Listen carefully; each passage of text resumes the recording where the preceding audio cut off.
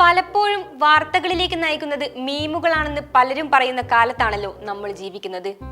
കേരളത്തിലെ രാഷ്ട്രീയ ചർച്ചകൾ ചൂടി പിടിച്ചിരിക്കുന്ന ഈ കാലത്ത് രാഷ്ട്രീയ മീമുകളുടെ കനത്ത പ്രവാഹവുമായി മലയാളം ട്രോൾ പേജുകളിൽ സോഷ്യൽ മീഡിയയിൽ മിന്നൽ ആക്രമണം ആരംഭിച്ചു. കല, വിനോദം, സ്പോർട്സ് തുടങ്ങിയ വിഷയങ്ങൾക്ക് പുറമെ രാഷ്ട്രീയ വിഷയങ്ങൾ, വിവാദങ്ങൾ, നേതാക്കളുടെ അസ്ഥാനത്തായ പ്രസ്താവനകൾ, പ്രചാരണ വേളകളിലെ രസകരമായ മുഹൂർത്തങ്ങൾ തുടങ്ങിയവ ട്രോൾ പേജുകളിൽ ഇന്നും നിറഞ്ഞു നിൽക്കുന്നുണ്ട്. പ്രത്യേക രാഷ്ട്രീയ പാർട്ടികളെ ലക്ഷ്യമിട്ടുള്ള നിരവധി മീമുകളും ഇന്നുണ്ട്. അവയിൽ ചിലത് നേതാക്കളെയോ സ്ഥാനാർത്ഥികളെയോ പ്രോത്സാഹിപ്പിക്കാനോ തരം താഴ്ത്താനോ വേണ്ടി ഉപയോഗിക്കുന്നു. ചില സമയങ്ങളിൽ ഒരു രാഷ്ട്രീയക്കാരന്റെ 1 മണിക്കൂർ നീണ്ട പ്രസംഗത്തെക്കാൾ ഫലപ്രദമായ ഒരു രാഷ്ട്രീയ സന്ദേശം നൽകാൻ ഒരു ചെറിയ മീമിന് സാധിക്കും. ഇനി നമുക്ക് ആദ്യം ഒരു മീമ് നോക്കാം. ഈ മീമ് കണ്ടിട്ട് നിങ്ങൾക്ക് എന്താണ് തോന്നുന്നത്? ഒട്ടേറെ വിഷയങ്ങൾ ഈ മീമുകളിലൂടെ ആളുകളിലേക്ക് എത്തിക്കാറുണ്ട്. മഹേഷിന്റെ പ്രതികാരത്തിലെ സംഭാഷണ രംഗങ്ങളാണ് ഇവിടെ ഈ മീമിനായി ഉപയോഗിച്ചിരിക്കുന്നത്. തൃശൂരിൽ വമ്പിച്ച ഭൂരിപക്ഷത്തോടെ ജയിച്ച NDA സ്ഥാനാർത്ഥി സുരേഷ് ഗോപിയെ കളിയാക്കിക്കൊണ്ടാണ് ഇവിടെ മീം ചെയ്തിരിക്കുന്നത്. തൃശൂരിൽ സുരേഷ് ഏട്ടൻ ജയിച്ചാൽ ഐശ്വര്യം മാത്രമേ ഉണ്ടാകൂ എന്നൊരാൾ പറയുമ്പോൾ അതിന് മറുപടിയായി മറ്റൊരാൾ പറയുന്നത് ശക്തൻ തമ്പുരാന്റെ പ്രതിമ തൃശൂരിൽ ബസ് ഇടിച്ചു കയറി തകർന്നു എന്നാണ്.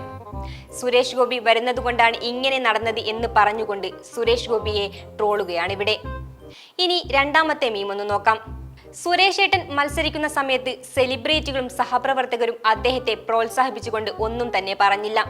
എന്താണെന്നോ, സംഘികൾ എന്ന് വിളിച്ചാലോ എന്ന് പേടിച്ച്. എന്നാൽ ജയിച്ചു കഴിഞ്ഞോ പ്രോത്സാഹനത്തിന്റെ ചാകരയായിരുന്നു. സുരേഷ് ഏട്ടന് ആശംസകൾ നേരാനുള്ള തിരക്കിലായിരുന്നു സിനിമാ ലോകം. അടുത്തത് മൂന്നാമത്തെ മീം ഒന്ന് നോക്കാം.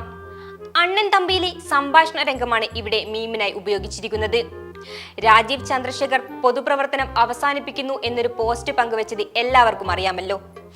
എന്നാൽ ഇയാൾ എന്തെങ്കിലും പൊതുപ്രവർത്തനം നടത്തിയത് ആർക്കെങ്കിലും അറിയാമോ എന്ന് പറഞ്ഞ് രാജീവ് ചന്ദ്രശേഖറിനെ അടിമുടി കളിയാക്കിക്കൊണ്ടാണ് ഈ മീം കൊടുത്തിരിക്കുന്നത്.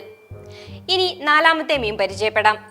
കൊച്ചി രാജാവ് എന്ന സിനിമയിലെ ദൃശ്യങ്ങളാണ് ഈ മീമിന് വേണ്ടി ഉപയോഗിച്ചിരിക്കുന്നത്. കെ സുരേന്ദ്രനെ കളിയാക്കിക്കൊണ്ടുള്ള മീമാണിത്. സുരേന്ദ്രനെതിരെ ഗണപതി വട്ടം ഇഷ്യൂ കത്തി നിൽക്കുന്നത് കൊണ്ട് തന്നെ BJPയിൽ നിന്ന് സുരേന്ദ്രനെ പുറത്താക്കാനുള്ള തിടുക്കത്തിലാണ് അണികൾ.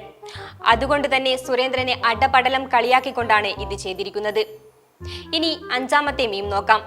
ശ്രീകൃഷ്ണപുരത്തെ നക്ഷത്രത്തിളക്കം എന്ന ചിത്രത്തിലെ രംഗങ്ങളാണ് ഇവിടെ മീമിനായി ഉപയോഗിച്ചിരിക്കുന്നത്.